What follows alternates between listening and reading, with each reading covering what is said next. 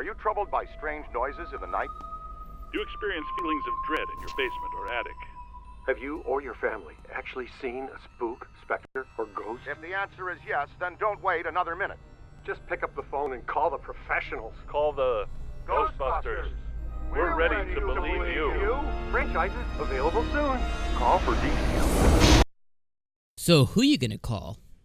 Ghostbusters. If you are a 80s or 90s kid like me, then there is definitely some nostalgia that you hold for the Ghostbusters franchise. In 2009, after several, and I mean several failed attempts to make a third film that just honestly was never able to get off the ground, the franchise took a pivot, and hence, Ghostbusters the video game was born. Now, just so you know, this is essentially a third entry and a direct sequel to Ghostbusters 2, where all the actors return and reprise their roles in this game. And this game really captivates you, being able to hear the voices of Dan Aykroyd, Bill Murray, and the late Harold Ramis.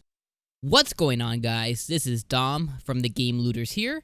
Thank you so much for joining another video game review that's not 20 minutes, drags on too long, and you have to skip a whole bunch of times just to find out what you want to know. Is it worth it? That's what we're here to tell you about Ghostbusters today. But before we do, you guys have a job to do.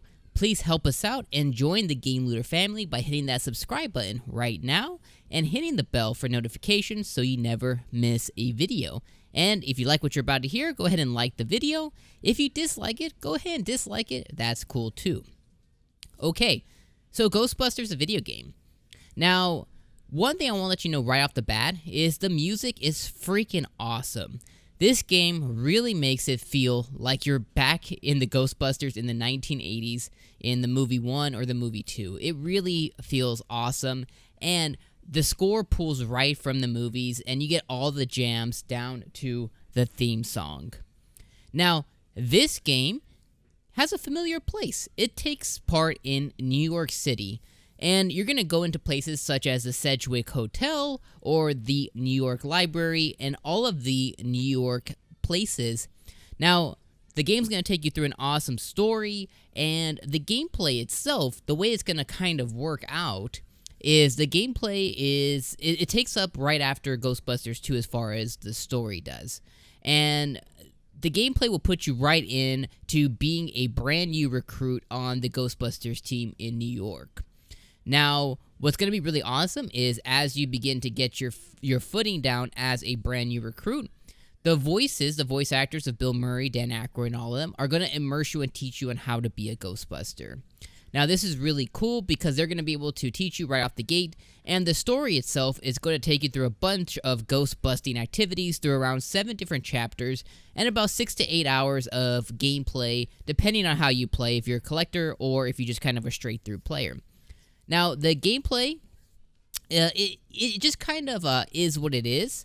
The story, although, is really great. The gameplay itself could have been, honestly, like a lot better. So as I say, the story takes you right. You're a brand new recruit, and you're gonna go through a small tutorial learning how to do all that. Fine, okay, that's great. Now the actual controls itself and the way you catch the ghost is a little bit clunky. It honestly does feel kind of clunky. It doesn't feel great. The control scheme is kind of weird. The way you grab ghosts is kind of weird. All of that stuff. Even in 2009, when this game originally reared its head, the gameplay itself still probably didn't feel great. Now, although I'm not a person who really played it, the gameplay is just really not great, and it doesn't feel great in 2019. The way you control the camera, the way you run, kind of like Gears of War, is just, it doesn't really make sense. It feels like they try to do something that just really just didn't work. Now, what does really feel good is when you're able to slam the ghost. Now, something that we're going to be able to see here very soon in a game just like Luigi's Mansion 3, you're able to grab and slam the ghost down and just give it to them and pulverize them right before you're able to trap them. Now, that does feel really good, and it looks amazing on screen, especially with some of the really kooky ghosts, much like an opera singer or like a fisherman that you can grab. It's just really cool to be able to do that, and it actually feels super satisfying. The thing with the game is just know you're here for the story, not so much here for the gameplay. That's one thing that I really want to be able to say.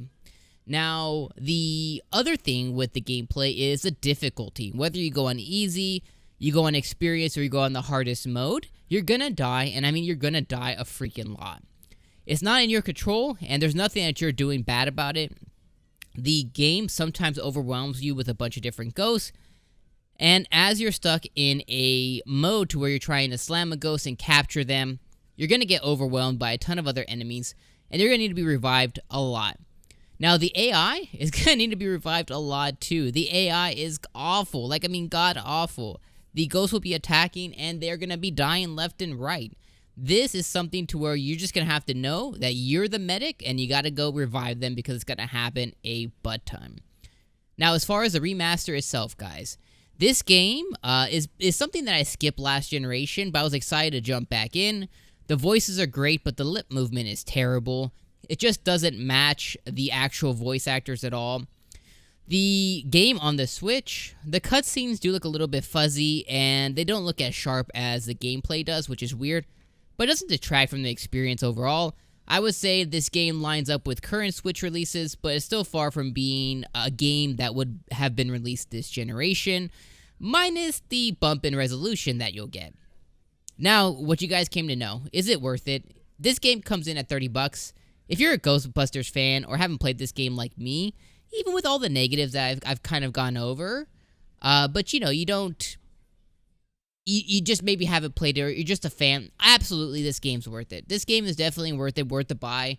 It's only $30 and it's definitely a steal at that price. But if you don't fancy yourself a fan or you're not a fan of the clunky gameplay as you kind of seen on screen throughout the review, then this one's definitely going to be on your skip it list. So that's basically what we think here. If you're a fan, buy it. If you're not, skip it and just keep moving on.